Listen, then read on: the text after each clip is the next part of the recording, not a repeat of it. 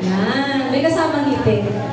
Yan, magandang umaga po at isang pasasalamat sa ating Panginoon sa isang privilege muli na makapaghayag po ng kanyang salita sa umaga ito. Yan, noong nakaraang linggo, tinalakay po sa aklat ng Colossae chapter 1, verse 8 to 12 at nalaman natin na kung tayo ay nakikinig, nalaman natin na ang pagiging puno ng kaalaman at karunungan sa salita ng ating Panginoon at ang kapangyarihan ng banal na Espiritu ang dapat natin maging pundasyon bilang mga lingkod ng ating Panginoon. Dahil bakit? Dahil ito po ay magiging susi natin upang tayo ay maging mabunga at maging mabisang ministeryo o pagdating man sa pagmimisyon. Ang ikalawa, ang kapangyarihan ni Kristo ay sapat na upang tayo ay mamuhay ng may integridad at makapaglingkod sa ministry at sa pagmimisyon ng may masaya, masunurin at isang matapat na lingkod ng ating Panginoon. Ang ikatlo, ang pagiging kay Kristo ay nagbibigay sa atin ng isang pusong mapagpasalamatan.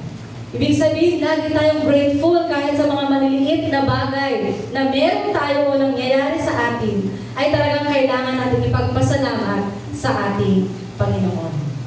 Ngayon naman, ay himay-himayin natin ang binasang scripture kanina. Ang Colossae chapter 1, verse 15 to 20. Pero bago po yan, tayo po muna ay manalangin. Aming Diyos na makapangyarihan sa lahat, Diyos na aming kinatagpo sa araw na ito. Ang ngalan mo ang aming itataas sa oras na ito, Panginoon. Sa aming pagtitipon-tipon upang pakinggan ang iyong salita, hinihiling namin na buksan mo at ihanda ang aming mga puso at isipan upang tanggapin ito ng may kagalakan at pangunawa. Nagpasalamat kami sa kaloob ng iyong banal na Espiritu na aming gabay at guro. Naway maging bukas kami sa nais mong ipabatid ang iyong banal na Espiritu at naway maging handa kaming gamitin ang iyong salita sa aming buhay. Panlaban sa anumang uri ng tukso at sa mga pagsubok na aming pang kakaharapin. Mangusap nawa ang iyong salita sa amin upang magdulot ito ng pagbabago at paglago sa aming buhay. Panginoon, tulungan mo kami maisabuhay ang iyong kalooban sa lahat ng aming pong ginagawa. Tulungan kami ng banal na Espiritu na ipamuhay ang iyong salita dahil batid namin na kami ay isang makasalanan. Linisin mo ang aming puso sa oras na ito upang mapunan ang iyong banal na salita. Alisin mo ang anumang hadlang, mga negatibong kaisipan, Panginoon, mga alalahanin at takot na nagiging dahilan kung bakit hindi kami dapat, Panginoon, makapagsamba sa iyo. Ito yung nagiging dahilan kung bakit hindi namin naibibigay ang buong karangalan at papuri sa iyong dakilang pangalan. Hinihiling din po namin, Panginoon, ang katagumpayan ng iyong gawain sa oras na ito. At ikaw ang aming pumaparangalan. Ito ang aking dalangin sa pangalan ni Jesucristo na aming Diyos at tagapagligtas. Amen. Sa ating pong binasa sa aklat ng Colossae chapter 1 verse 15 to 20, nawa po ay nababasa nyo.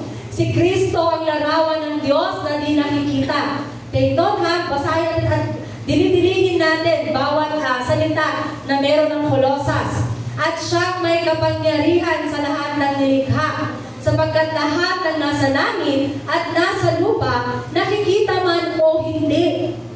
Pati ang mga naghahari at namamahala, mga namumuno at may kapangyarihan, espiritual, ay pawang nilikha ng Diyos sa magitan niya at para sa Kanya. Siya'y una sa lahat at sa Kanyang nakasalalay ang kaayusan ng lahat ng bagay. Siya, sa verse 18, siya ang ulo ng iglesia, na kanyang katawan. Siya ang una, ang panganay na anak, ang unang nabuhay na muli. At verse 19 to 20, pinasiya ng Diyos ng kanyang kalikasan ay manatili rin sa anak at inibig niya ang sa daigdigan ay makipagkasundo sa kanya sa magitan ng anak. Sa magitan ng pagkamatay nito sa krus, nagkasundo nga ang Diyos at ang lahat ng nilikha sa langit man at sa lupa. Ang title po ng ating sermon sa linggong ito ay si Jesus ang sentro ng lahat. Sabihin mo sa katabi mo, kaya makinig ka. Because Jesus is the center of it all. Amen. Amen? Ang Colossians chapter 1 verse 15 to 20 speak about supremacy of God at sa kanyang role sa paglikha ng pagtubos. Ano po ba ang unang aklat sa Biblia? Ang galing, Genesis. At sa Genesis, ano po ang nilalaman? Paglikha. Ha? Ang galing ng mga natin, Saturday schooler, kasi umaattend sila every Saturday. Diba? Privilege yan ng mga umaattend. Jesus is indeed the center of it all. Amen? Amen. Nilikha niya tayo. Ako, ikaw, maging sino man yung harap mo, nilikha tayo ng ating Panginoong Diyos. Tinubos niya tayo sa pamamagitan ng kanyang sakripisyo. Baka hindi niyo pa po nalalaman ang John 3:16. Sakripisyo ng ating Panginoon. Binigyan niya tayo ng kapangyarihan upang mamuhay ng may kabanalan sa pamamagitan po ng banal na Espiritu at siya ang ating pag-asa sa hinaharap. Kaya sabi nga, habang buhay ka pa, habang nandito ka pa sa mundo, merong pag-asa. He is sufficient to meet all that we need. Minsan pa nga wants. At ang desire ng puso ng bawat isa sa atin. Siya ang Alpha at Omega, ang simula at ang wakas. Pero bakit kaya sinabing Jesus is sufficient to meet even the world's greatest needs? Ang katagapong Jesus is the answer ay ang nagsasabi sa atin na ang sagot sa pinakamalalim na katanungan sa iyong buhay at sa pagnanais ng ating mga puso. Mga bagay na hindi mo akalaing nangyayari sa iyo, pero ang Diyos ang sumasagot ng mga iyon. Mga bagay na akala natin ay alam natin, pero hindi pala. Mga bagay na nangyayari sa atin na naguguluhan tayo kung bakit nangyari sa atin. Ang sagot sa pinakamalaking pangangailangan ng iyong buhay. Kung sa tingin natin na ang pagkakaroon ng mas maraming pera, angat, no? May natutunan po kami sa sa Baras ko ba tayo, Binangonan. Binangonan ba? Ha? Antipolo pala. Yung pinaka-end ng Antipolo. Sabi nila, nung nandun po kami, kasi hindi kami taga-ron, nakita kami na kumakain sa ilog. Sabi nila, ay, nakakaangat. Kaya sabi namin, bakit po nakakaangat? Kasi walang gumagawa sa kanila. So, parang tayo pumunta sa Maynila at pumunta ka ng probinsya. At kaya tatawagin ka nila, ay, angat. Angat, nakakaangat daw. Diba? Pero sabi nga, kung sa tingin natin, ay yun na ang pinakasagot. Ikaw na ang pinakamayaman. Ikaw na ang may pinakamaraming kaibigan. Ikaw na ang may pinakamaraming lupain at ari-arian. Hindi po. Okay? Sa kalaunan, malalaman natin na ang lahat ng meron tayo ay hindi po mapapasa atin. Lahat po yan ay panandalian lamang. Di ba nga, kapag tayo namatay, may madadala ka ba? Madadala mo ba ang iyong salapi? Madadala mo ba ang mga kaibigan mo? Madadala mo ba ang lupain, ang ari-arian mo? Hindi po. Yan po ay panandalian lamang dito sa mundo. Sa maikling sulat ni Pablo sa mga taga-Colosas is rich with truths about who Jesus is. Sino na po nakabasa dito ng Colosas? Sa aklat ng Colossus, napakaganda pong libro niyan. Kaya basahin po natin. Let us just go through sa ilang mga bagay na may kaugnayan sa pagmimisyon. Bakit nagamit yung Colossus sa pagmimisyon? Una, Jesus is God's ultimate revelation of Himself. Una, Jesus is God's ultimate revelation of Himself. Or, si Jesus ang pangwakas na pahayag ng Diyos sa Kanyang sarili. Sa aklat po ng Colossus chapter 1 verse 15, ipinaparating ng verse na ito na si Jesucristo, ang anak ay larawan ng di nakikitang Diyos.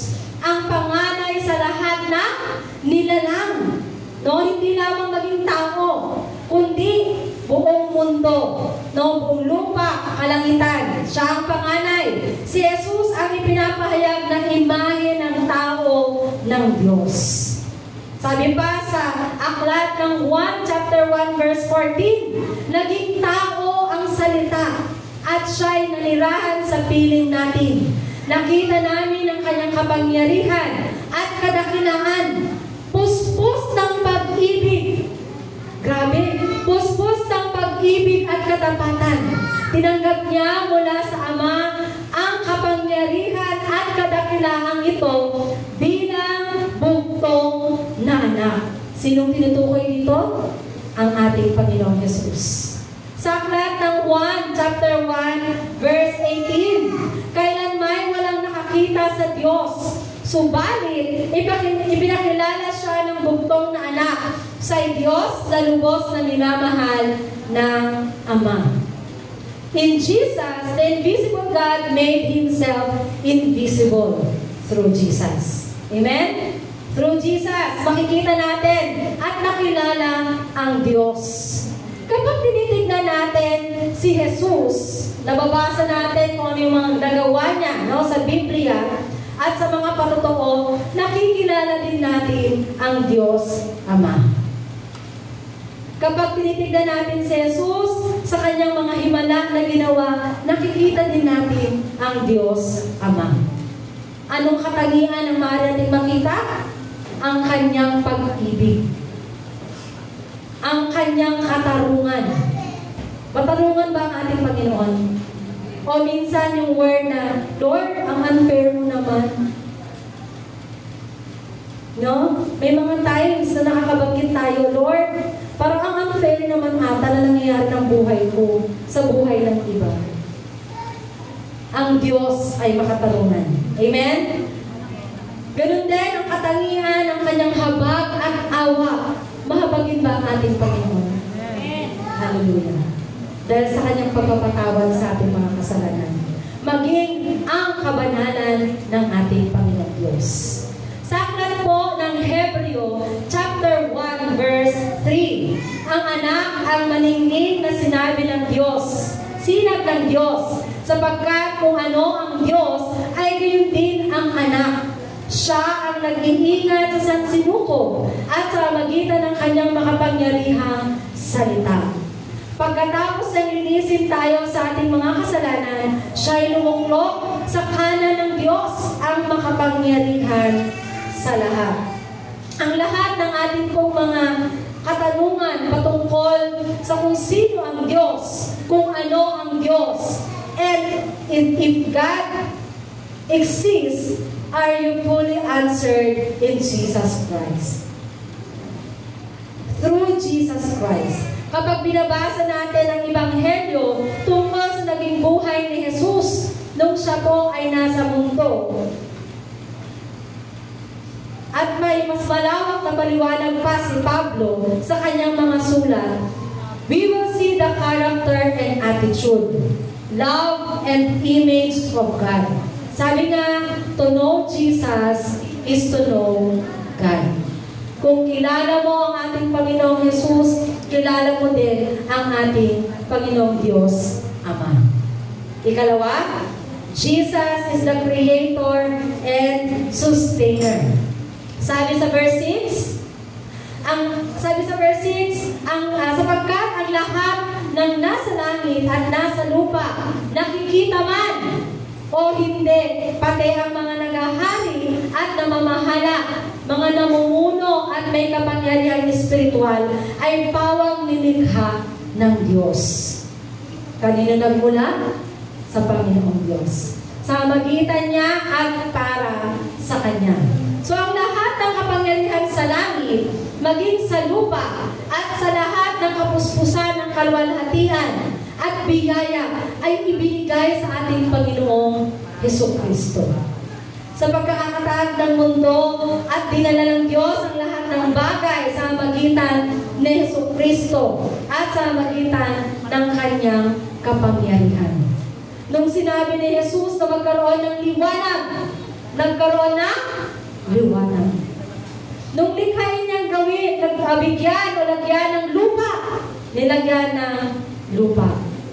Nung sinabi na lagyan ng mga lumilipad sa kalangitan at lumalangoy sa karagatan, nangyari ba?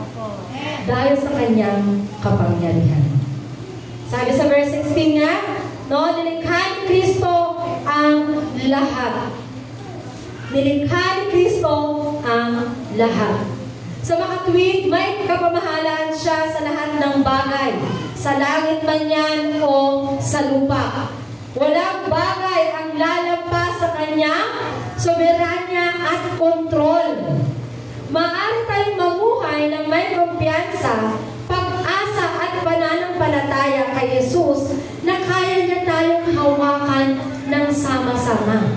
Yun ang nais ng Diyos. Ayaw niya na magkawatak-watak tayo, bagkos hahawakan niya tayo na sama-sama.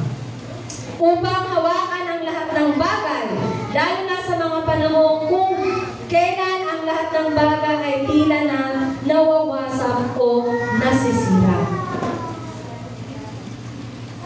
When things get difficult and it's hard to keep on, maaari tayong manatiling tapat na maglingkod sa ating Panginoon. Bakit? Dahil ang ating Panginoong Jesus ay mapagkakatiwalaan. Sabihin mo sa katabi mo, ang ating Panginoon ay mapagkakatiwalaan. And God is in control. Amen? Amen. Guguluhin niya ano mang magandang plano mo. Kung hindi niya kalooban, guguluhin niya, wawasakin niya. Bagkos ang kalooban at plano ng ating Panginoon ang matusunod sa ating buhay. Siya ang tunay na Panginoon at Hari ng mga hari. In verse 17, siya ay una sa lahat ng bagay at sa Kanya nakasalalay ang kaayusan ng lahat ng bagay. Ibig sabihin, sa magitan ni Jesus, lahat ng bagay ay nagsimula sa wala. Nagsimula sa wala. Sa magitan niya, nilikha ang lahat ng bagay. Kabilang dito ang mga pinakamataas na anghel. Maging si Lucifer man yan. Sino si Lucifer? Diba? Binanggit po doon sa Bible, ang pinakamagandang anghel. Pero, anong nangyari kay Lucifer? Ha? Hinulog sa? Kaya nga may nagbibiruan minsan eh. No? Ang bait-bait mo talaga. Hulog ka ng langit. Ay, wag po. Sabi. Ay, wag po. Diba? Pag hinulog daw ng langit, ang naaalala, si Lucifer. Diba? Kaya wag daw tayo magbanggit ng, ay, hulog ka ng langit. Hulog ka na? Kabilang dito ang pinakamataas na anghel. Sabi ko nga, katulad ni Lucifer, pati na rin ang bawat tao sa lahat ng kasaysayan. Sa pundasyon ng mundo ay dinala ng Diyos ang lahat ng bagay sa magitan ni Jesus at sa magitan ng Kanyang kapangyarihan. Creation is the work of an infinite. Ano yung infinite? Walang katapusan. Parang ikot lang ng ikot, larga lang ng larga, go lang ng go. Infinite, unlimited. Dahil ang ating Panginoon ay hindi limit. Hindi naglilimit ang ating Panginoon. Amen? Unlimited ang ating Panginoon. Perfect being who possesses all wisdom and knowledge. Bakit? Si Jesus ay kumilos at mula sa kanyang sarili sa paglikha. Ang lahat ng ginawa sa magitan ng karunungan at si Jesus ang walang hanggang karunungan ng Ama. Ang kanyang kataas-taasang kapangyarihan ay higit pa sa anumang bagay na nilikha, even the angelic division and offices. He is excellent above all.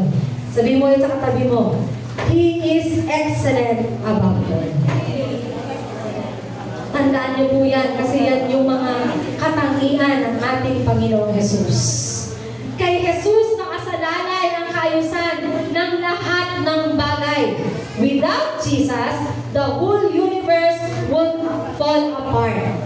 Si Jesus ang sustainer. Sustainer ha? Sustainer ng lahat ng nilalang at tagapagpatuloy ng ating buhay. Pag sinabi ng Diyos, kukunin kita ngayong gabi, wala kang magagawa. Hindi ka pwedeng makipag-bargain. Lord, may huhugasan pa ako kinabukasan. May i-report pa ako kinabukasan, Lord. Huwag muna. Kapag ang Diyos ang nagdesisyon na kunin ang buhay ng bawat isa sa atin, wala mo tayong magagawa. Dahil ang ating Panginoong Diyos ang tagapagbigay at tagapagbawi ng buhay. Kaya, treasure your life. Sabi mo sa katabi mo, treasure your life. Gamitin mo upang kalumuran ang ating Panginoon. May tinamahan ba? May tinamahan. Reminder ng ating Panginoon, use your life sa pinaka-pagpupuri sa ating Panginoon. Amen? Purihin ang Panginoon dahil sa iyong buhay. Sa ating buhay, maraming bagay ang maaaring mabago or mahulog sa pagkabigo. Nandiyan ang pagkabigo sa mga pangarap. No? Lalo na yung mga magulang, pangarap sa buhay. No? Ngayon pa lang, first grading pa lang, anak, ano na itong grade mo? Wasak na ang pangarap ko para sa iyo. First grading pa lang, sabi ng anak, ma, kalma. First grade. Diba? Naririnig ko na yung mga boses ng anak. Alam na alam eh. Diba? Sabi nyo, ma, kalma. First grading pa lang yan. Pagdating ng fourth grade, mama, sorry na po. Hindi ako nakabawi. Diba? Pagkawasak, no? Sa pangarap, pag-asa, mga plano, at sa mga relasyon. Relasyong mag-asawa man yan, relasyong magkaibigan man yan, relasyong pamilya man yan, relasyong man yan ng mag-boyfriend and girlfriend. Ay, okay lang. Okay lang kasi di pa naman sila. Diba? Wala pa yan. Wala pa daw sila sa hulihan. Okay? Mga negosyo. Sino yung mga negosyo dito? Na nakaranas na ng pagbagsak. Kawalan ng pag-asa. Okay? Lahat ng bagay at anumang bagay ay maaaring mahulog sa pagkabigo. Amen? Amen? Kung wala ka, kung wala tayo, no? Wala tayong Kristo sa buhay natin, ano na lang. Pero dahil may Kristo tayo sa ating mga puso, sa ating buhay, may pag-asa tayo habang buhay. Amen? Amen. Ikatlo, Jesus is the head of the church. No? Sa verse 18, sinabi dyan, siya ang ulo ng iglesia na kanyang katawan. Siya ang una, ang panganay na anak, ang unang nabuhay na muli upang siya ang maging pinakadakila sa lahat ng bagay. Eh kung sinasabi ninyo na bakit si Lazaro nabuhay din ng mga muli? Kaya nga diba sinabi dyan, ang unang nabuhay muli. Okay? Si Jesus ay lumikha, nagmula at nagpanatili ng lahat ng nilalang. At siya rin ang ulo ng iglesia. Sinong iglesia ito. Ito bang church building? Hindi po. Tayo. Sabi mo sa katabi mo, ikaw ang iglesia. Yang ibig sabihin, ang dapat na maging ulo ng bawat isa sa atin ay ang ating Panginoong Diyos. His headship is universal. Pangkalahatan. Hindi pwedeng, Lord, ikaw ang ulo ng kamay ko ha. Kamay ko lang. Huwag isip, kamay ko lang. Lord, ikaw ang ulo ng paa ko. Paa ko lang ha. Huwag yung isip ko, huwag yung kamay ko. Pangkalahatan. Ibig sabihin sa ating katawan, no, ang headship niya na ang ating Panginoon. Siya dapat ang nagpapakilo sa lahat ng buong katawan mo. Kung tinignan natin physically ha, sa buong katawan. Pero ang tinutukoy po dito ay ang buhay natin. Na dapat ang Panginoong Diyos ang kikilos. Ay Lord, sa love life ko, huwag kang makialam. Diyan ka lang. Doon ka lang sa pag-aaral ko, pwede yun. Pero yung love life ko, wag. Diba? Sa mag-asawa, Lord! No, Lord! Ikaw lang yung head sa bahay namin. Pero kung nasa labas ako ng bahay, hindi pwede. Dapat ako masusunod. Sinabi na ang Diyos dapat ang universal. Ibig sabihin, headship, universal, pangkalahatan. Pangkalahatan ang iyong buhay. Ngunit ang kanyang pamumuno ay umiikot sa kanyang simbahan at ang mga tao na tumanggap sa kanya sa magitan ng pananampalataya at mga taong kusang pinili upang tanggapin ang kanyang pagmamahal at biyaya, maging sa kanyang pag-ibig ng buong buhay, buong puso bilang kapalit nito. Ibig sabihin, kung tinanggap na natin ang ating Panginoon 100%, dapat pangkalahatan din yung kanyang pamumuno. Sino ba dito yung mga tumanggap na sa ating Panginoon? Nahiya pa sila. No? Kapag kilala natin ang Panginoon, talagang dapat full 100% na Panginoon yung kikilos pamumuno sa ating buhay. Si Jesus ang namamahala sa kanyang mga tao, ang iglesia. Sabi, not by force. Not by force, ha? Not by force and by power, but by their willing of submission to His Lordship in their lives. Ibig sabihin, dapat hindi tayo nagdadalawang isip. Hindi sapilitan. Sige na nga, Lord, ikaw na nga lang bahala. Madidismaya ka pa. Diba? Pero dapat 100%. That is why kung bakit ang bawat paglilingkod na ibinibigay natin, ang bawat pera na pinagkakaloob natin, ang bawat oras na ginugugol natin sa paglilingkod, ay hindi po yan nasasayang para sa Panginoon. Bakit? Dahil willing tayong gumawa sa kanyang gawain. Amen po ba? Amen. Willing tayong gumawa, no, sa kanyang gawain. Si Jesus ay ang simula at ang panganay mula sa mga patay. Sa aklat po ng unang Korinto, chapter 15, verse 20 to 23, sinasabing si Jesus sa magitan ng kanyang kamatayan at muling pagkabuhay ay humahantong sa atin sa buhay na walang hanggan. Kaya napakaganda rin po nung naging topic namin, yung lesson ng Saturday School kahapon. No? Papunta saan? Sa banal na Espiritu. Ano nangyari? Tinuro ko sa kanila yung wordless book at ano yung nilalaman ng wordless book. Hindi ko nga lang ma-impose pa yung mga nag-try. Baka magulat po kayo.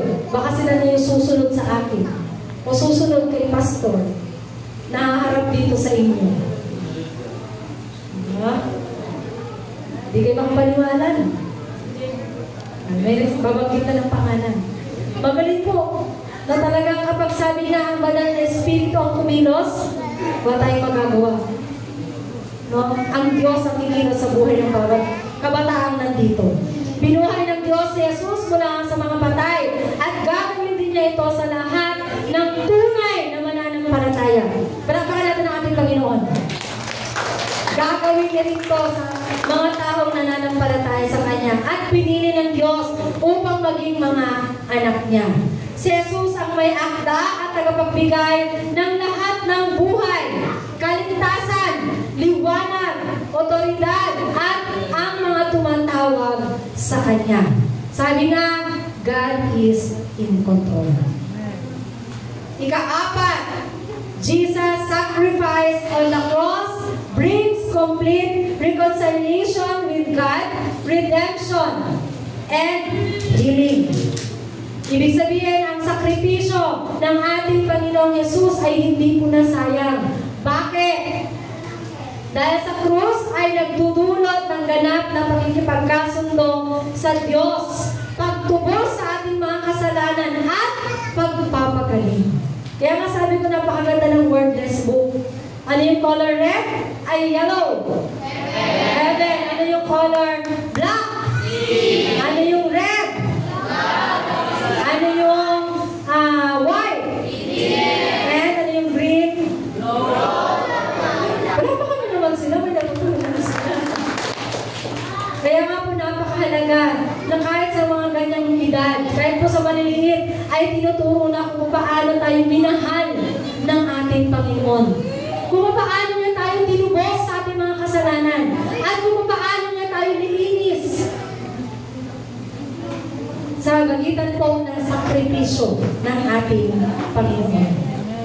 Sa verse 19 to 20, ipinasya ng Diyos na ang kanyang kalikasan ay manatili rin sa anak at inibig niyang ang sa daigdigan ay nakipagkasundo sa kanya sa magitan ng anak. At sinong anak ang tinutukoy? Ang ating Panginoong Jesus. Sa magitan ng pagkamatay nito sa krus, nagkasundo nga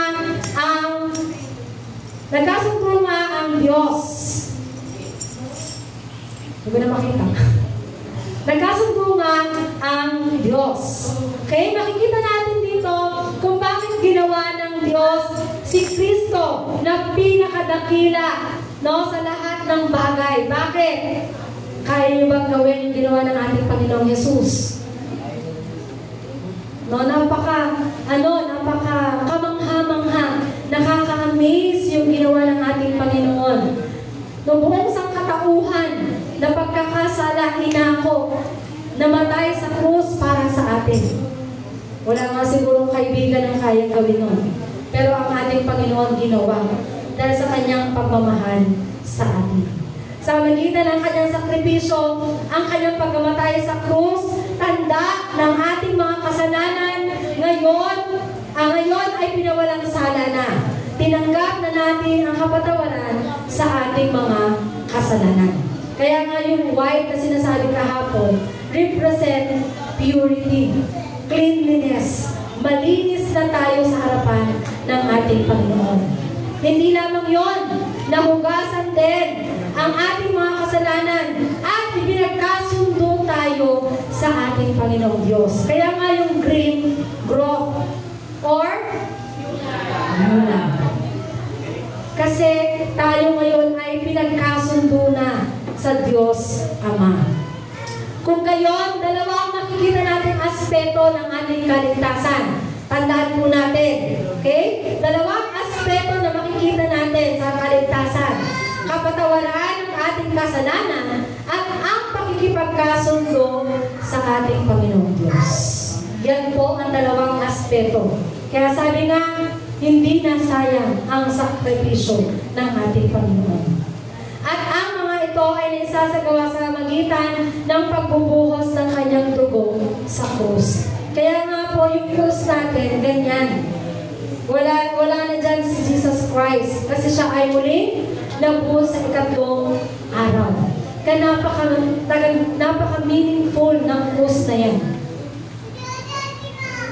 Dahil sa magitan ng krus na yan, habang nakikita ninyo sa harapan, natatandaan natin, no? At pinaparimahin sa atin ng Panginoon yung kanyang naging sakripisyo. sa atin. When we look around us today, malinaw natin makikita na ang sangkatauhan ay kailangan pong makipagkasundo sa ating Panginoong Diyos. Ang ating bansa ay nakikipagdigmaan sa iba pa bansa. Ano ba yung nakatapos lang na nag-aaway ng mga bansa? Di ba? Kaguluhan sa iba't ibang bansa. Mga taong pumapatay ng mga inosente. Marami po niyan sa US. Ang nababalitaan natin, isang kabataan o isang estudyante na pumasok sa kanilang eskwelahan, tapos binala na oo, di ba? Pinagbabaril yung mga classmate. Yun pala, dahil sa kanyang anxiety or depression, dahil sa kanyang pag-aaral. Kaya niya nagawa yun. So maraming mga inosenteng namamatay at iba pang mga krimen. Marriage and families are breaking apart dahil din sa galit, hindi pagkakaunawaan at paninibubuan. Million of people ang walang tirahan, gutom at namamatay sa maraming kadahilanan. Ang mundo ay nagdurusa dahil ito ay isang makasalanang mundo.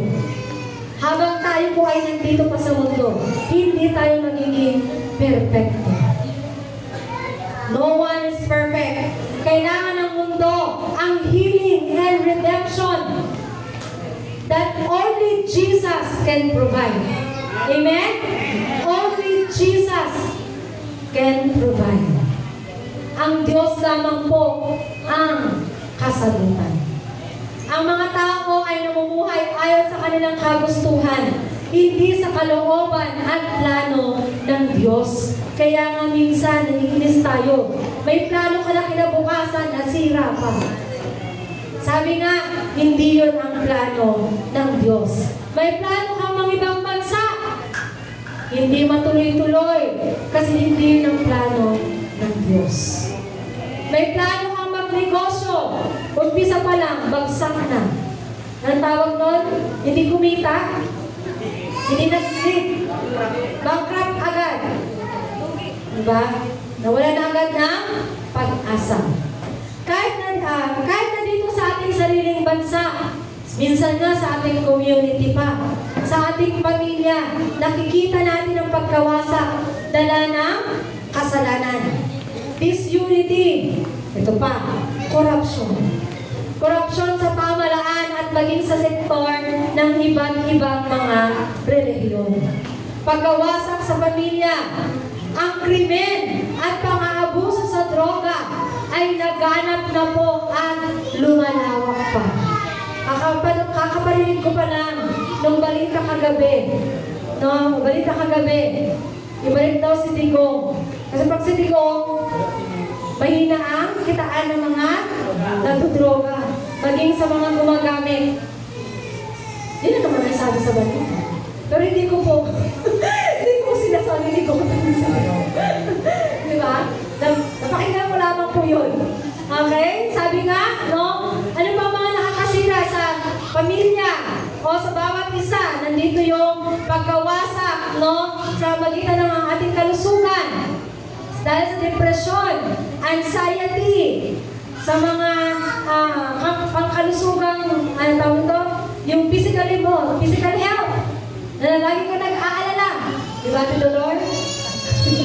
Na lagi nag-aalala sa kalusugan. Dahil sa pag-aalala, andyan na pumapasok ang anxiety, depression. Okay? At alam ko ng bawat isa nagkaroon ng anxiety nung tamaan tayo ng COVID-19. No, yung balita pa lang, kahit hindi mismo ikaw yung tinamaan, pero sa balita pa lang, kinikilabutan ka na, kinakabahan ka na. Minsan na ayaw pang paalisin sa bahay mo yung asawa mo. Di ba? Pag lumabas ng bahay, doon ka na. Huwag ka nang bumalik. Huwag ka mo nang bumalik. Kasi ayaw natin mahawaan dahil sa anxiety nga. Feeling natin, dala-dala natin lagi yung germs o yung sakit. Okay? Kaya hindi tayo nakakapag-isip ng maayos. Bilang mga tagasunod ni Kristo, ang iglesia, tayo po yun, nararanasan natin kung ano ang ibig sabihin ng pakikipagkasundo. Bakit? Dahil simula nung tinanggap natin ang ating Panginoon, ibig sabihin, nakipagkasundo na tayo sa ating Panginoon. Okay? Nakipagkasundo na tayo sa ating Panginoon. Meron tayong mga patotoo kung gaano kabigat, nasira, nawasak ang ating buhay dahil sa kasalanan. At kung paano binago ng ating Panginoong Jesus ang ating buhay. Kung tinignan natin, kung magre-reflect tayo sa sarili nating buhay, ano ka noon? At ano ka ngayon? Noon na hindi ka nakakilala sa ating Panginoon. At ngayon na nakakilala ka na sa ating Panginoon. May pagbabago ba? Mukhang walang sumagot. Ayaw nilang shout out yung kanilang patotoo kung nabago ba sila ng ating Panginoon. In Jesus, we have experienced healing in our bodies. Pagkakasundo ng mga nasirang relasyon. Bakit? Kasi nung nakakilala ka na sa Panginoon, alam mo na, magpakumbaba. Nag-away kayo ng mister mo. Diba? Ang nanay, ganon. Tama po ba? Ang lalaki, tahimik lang. Lalayasan ka pa nga niyan, di ba? Lalayasan ka pa niyan. Pero ngayon, nung ikaw ay nakakilala na sa Panginoon, marunong ka na? Tama ba? Parang ayaw na sumagot. Hindi ba rin ba? Ayaw na sumagot, ha? Ang mga babae. Ganon. Nung nakakilala sa Panginoon, ganon na. O, ganon pa rin. Baliktad na. Ang mga lalaki na, gumaganon. Pati mga babae, ganon na. Pero hindi po. Kaya sabi ko nga, nung tayo ay makakilala sa Panginoon, maraming nagbago. Amen? Amen. Amen. Kasi nga, ang salita ng ating Panginoon ay araw-araw na dapat nagpapabago sa bawat isa sa atin. Andyan din ang kalayaan mula sa pagkaalipin at sa adiksyon. Yung adiksyon kong tinatawag dito ay hindi yung adiksyon lamang ng yung sa droga. Adiksyon sa mga ginagawa mo. Okay? Sa pornography. Diba? Adiksyon sa K-drama. Sa C-drama. Sa Thailand ba? Ano ba bang anong drama-drama dyan? Na halos hindi ka na natutulog. Netflix. Ano ba? YouTube. Ano ba? ML. Ay, pinapakalo ang mga kananayan, no? ML daw, mga kananayan. Ano ba? Di ba? Yan po ay kasama po sa mga adiksyon. Okay? Ibig sabihin, dahil hindi mo na tawag ito, yung sarili mo ba, hindi mo na nakokontrol. Okay? Dahil hindi mo na nakokontrol doon sa ginagawa mo, kasama po yan sa addiction. No, sa ML na halos hindi ka na natutulog. Kaya pagdating kinabukasan, hindi pumasok sa trabaho, walang sulit. Diba? ML pa more. ML pa more. Okay? Kaya nga napakaganda yung example ko sa mga kabataan kahapon. No? Nag-pray, sabi ko, pero praise God kasi may nagpatotoo. Palamahan natin yung bata nagpatotoo. Kasi tinanong ko sila kung nag-pray ba sila sa Panginoon at tinugon. So, nagpatotoo po si Kiana. Si Ate Kiana.